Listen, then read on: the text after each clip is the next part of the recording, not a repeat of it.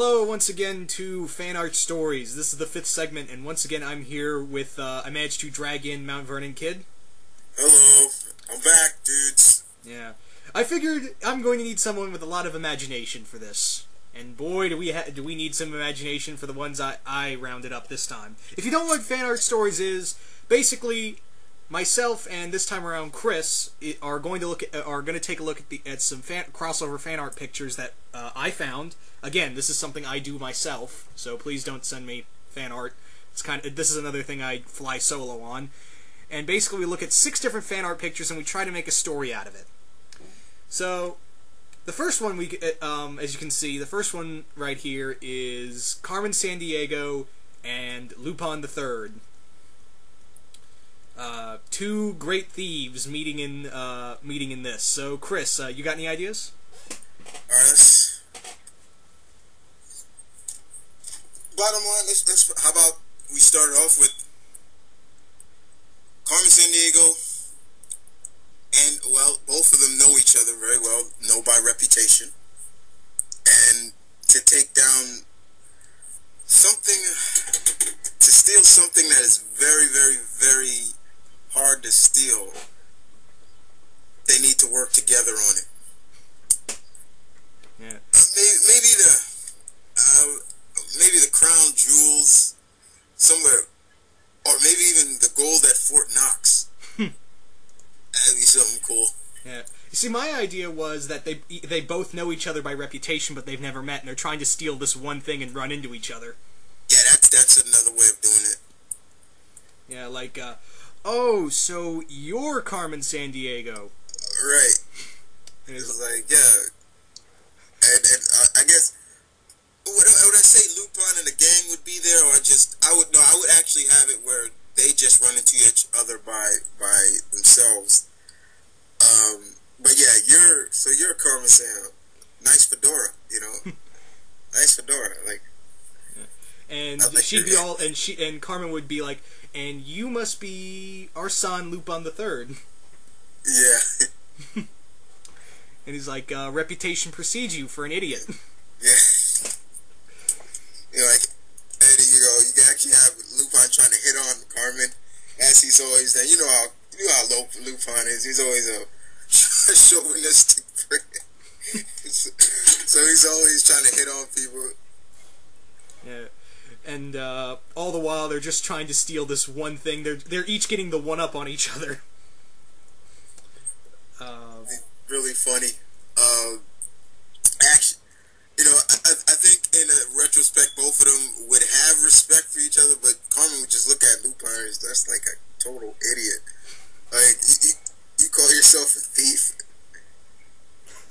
And like, Lupin right out back would go, well, I am known as the king of thieves. Yeah, I'm known as the king of thieves. It's like, I'll run circles around you. So that's a challenge then. Yeah. Both of them also have different... I can actually see them, like, eventually, like, okay, we're not going to get anywhere. Let's just work together and just split the profit. Yeah, and Lupin to have his fingers crossed behind him, like, sure. Yeah. And Carmen, same way. Yeah. So, both of them, knowing that they're going to backstab each other, just end up working together. They have each different work ethics. I think Lupin would also have the gang around, you know, Goman and Fujiko and all of them, just to back him up. Like, did you get all that? Like, don't worry, Lupin, we'll back you up. Yeah. It's like, I think he'd actually brag that, yeah, you work by yourself. I got a whole crew with me. And Carmen would be like, that's where you fail. You get things done better when you're alone. And he's like, yeah, that's another way of looking at it. Yeah, you know, Carmen would brag about it. Would basically say, you know what, you got a team, but look, I'm better off without a team. You know, I get all the profit. You got to split it. Yeah. And somehow Inspector Zagato would get involved, and you know, it's really funny. Yeah, it's like, now I gotta chase... wait, it's like he looks on the videotape and they see Carmen and there's like, is that who I think it is. Yeah, that's Carmen Sandiego. Shit, I gotta find her too now. Yeah. You're like, I thought Lupin was hard enough. Now I gotta chase this woman.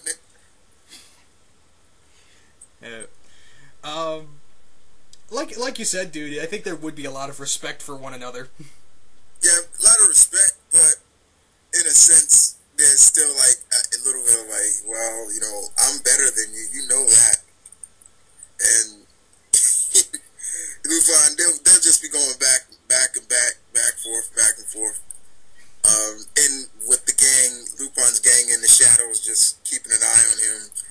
I could even see maybe Fukigo actually getting a little jealous, a little bit.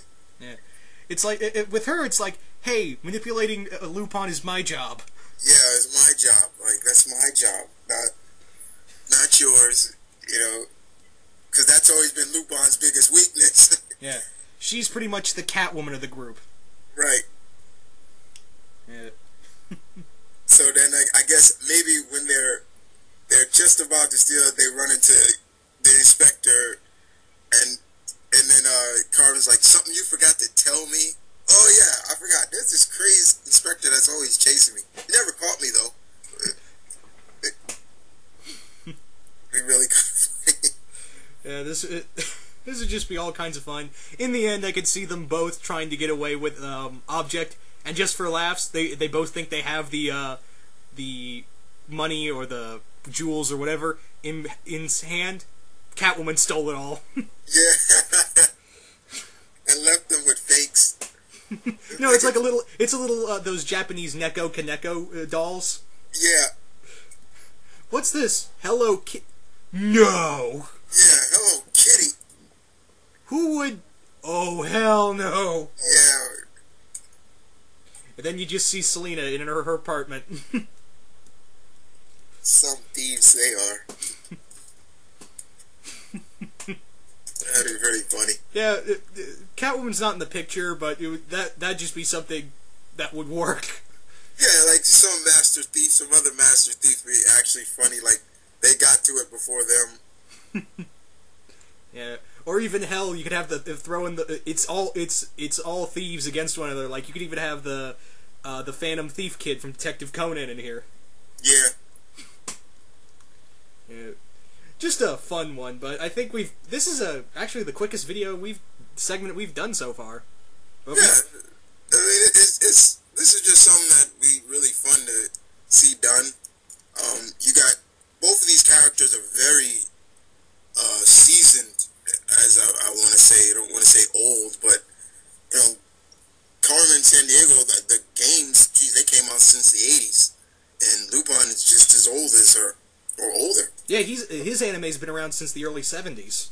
Yeah, so you know, they're two well-respected characters. I do like Lupin. I think he's a great character, but yeah, he thinks a little bit too much with as a thief. He thinks too much with his little friend and not his head, and you can kind of blame that on Fuki as well. Yeah, and apparently next year she's getting a spin-off anime. Oh wow! Okay, that'd be cool. Yeah. But yeah, this is fun. So we shall move on right now to the next piece of fan art. So next up is another crossover that I think is 100% awesome. Gravity Falls with Supernatural. So, Chris, what do you think? Like, any ideas for a plot? Well, since we're dealing with the Winchesters and they have like a network. Since they're hunters, there's like a network all around the country.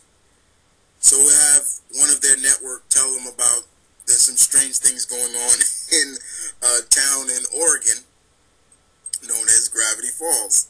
And I can see Dean and them just like, man, I ain't never heard of this town before. Like, it must be one of those small towns. Yeah. So they pretty much go there and investigate. And they're looking around the town and just it just looks like just an ordinary town. And I could see them going into the Mystery Shack, trying to get some directions, and they run into the Pines twins. Yeah, the twins.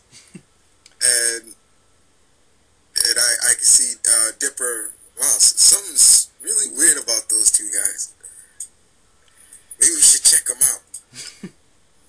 And of course, so basically they're trying to figure them out. What do you think the threat would be? Well, we're thinking of Oregon. That's big, as I want to say, Sasquatch country. But it's actually something more than Bigfoot. But it is Bigfoot-like, but it's supernatural.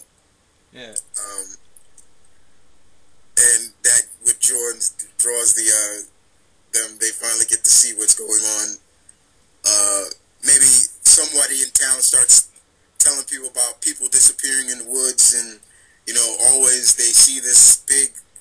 And so I can see Dean like Bigfoot, like, okay, I'm out of here. We're out of here, Dean, and things like that. And would you kids stop following us? Like, that'd be kind of funny. Yeah. Something like, I could see it like, it's not really a Bigfoot, it turns out to be, it's like a ogre or something. Yeah, that's just really hairy. It's really hairy. Yeah. Basically, I could see it like, they're trying to figure out, because Dipper knows that when a character, he's a perfect judge of character. So he's like, right. There's something up with these two. And I can see it like, Mabel's all like, oh, the taller one's cute. Yeah. We're not talking about how cute they are, Mabel. Something's up with them. Yeah. So, basically, I could see them both of them are trying to work the case separately, because Dipper and Mabel are trying to figure out what happened to the missing people. This is what got Sam, and they basically run into each other after, like, what the hell are you two kids doing? Yeah. It's like, yeah, kids. You got kids out here?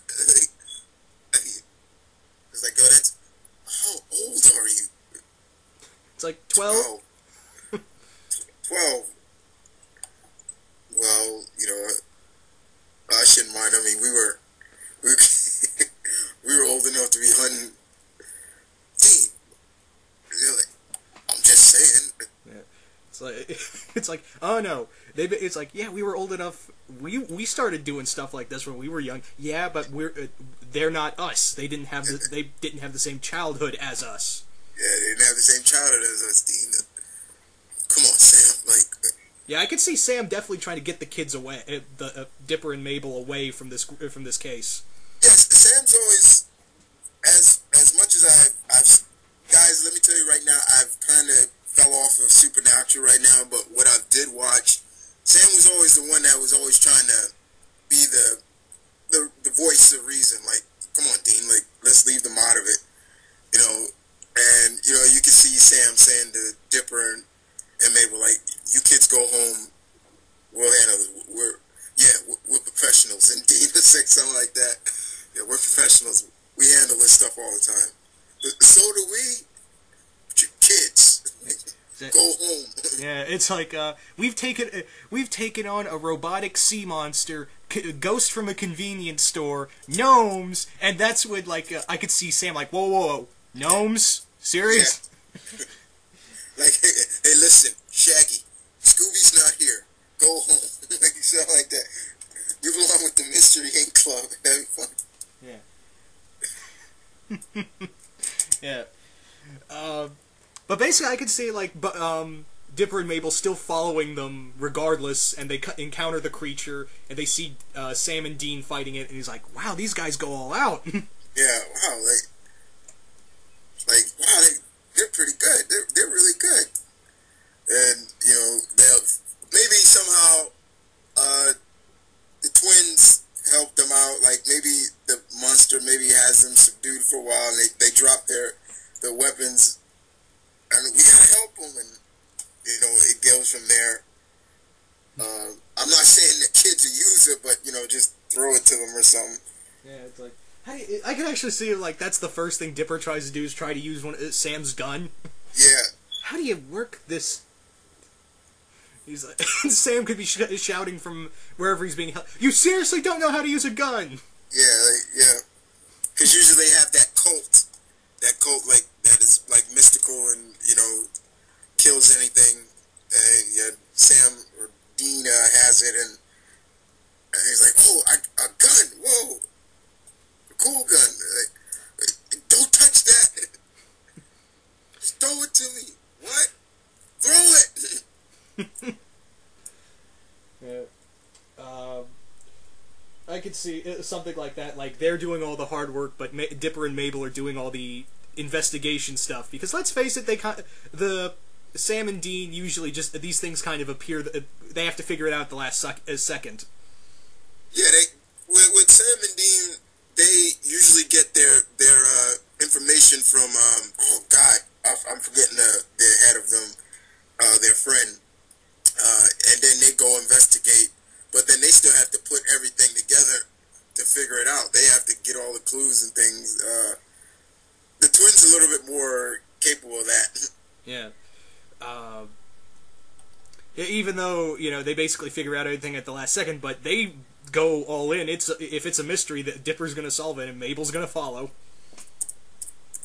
So then, basically, I could see, after they succeed in subduing the creature, they leave,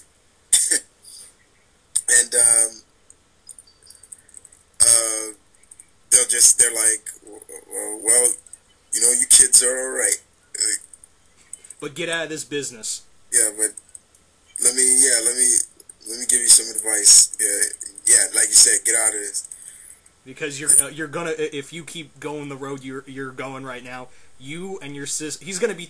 I can see Sam talking to Dipper like away. He's like, I want to talk to you for a second. He's like, you did good, but stop while you're ahead because it's gonna get worse. Yeah. It's all fun and games now, but eventually, and I'm not saying soon. It may not be tomorrow or in this month, but eventually, you're gonna be the creatures you fight. They're gonna get worse. They're gonna get worse, yeah. And you're gonna lose people. So then I could basically see them driving away, and then next thing you know, Bobby, there we go. That was Bobby. Bobby calls him, and so boys, how'd it go? We got a little help. Yeah. Really? From who? And then Dean don't want to say, but Sam, from some twins. Never heard any twins helping out. What's their names? Then Dean will probably make up some cool names for them. Like Donnie and I can actually help me out here, Dean. Yeah, the Borat twins. He looks over to Dean like, fucking seriously? Yeah. Serious? Yeah. Bobby's like, okay. Yeah. And I could see back at the mystery shack where Dipper and Mabel live, I could see, Dipper thinking over what Sam tells him, and he's like, I'm not gonna stop. Yeah. Like, we could do it. We could keep it going. Yeah. I don't know, and basically, like, why did he want me to stop? What kind of things has he seen? Yeah. That'd be a way of looking at it as well. So basically, something like that, and I could actually see like Sam and Dean as a driver. He's like, "Those two kids remind you of anyone?" Here we go again, Dean. We go again. Or basically, Dean will be like, "Look, they're good, but all they're missing is a dog. They're missing a dog." Yeah, and two other members. Yeah, all they need is a stoner and a nerd. Yeah, and they are good to. And it's no longer the Mystery Twins; it's the Mystery. It's Mystery Inc. Yeah. And I can see it like as for shits and giggles. Here's another one. For shits and giggles, as Sam and Dean are driving away, a car passes them like this van. They look over. It says Mystery Inc. on it. Yeah. And I could just see Sam's expression, like, was that? Yeah, did you see that? No, it's like, was that? Fuck it. Yeah, just drive. I've had enough weirdness for weird team-ups for one day. Yeah. So I think we've covered this one. Mm-hmm. So moving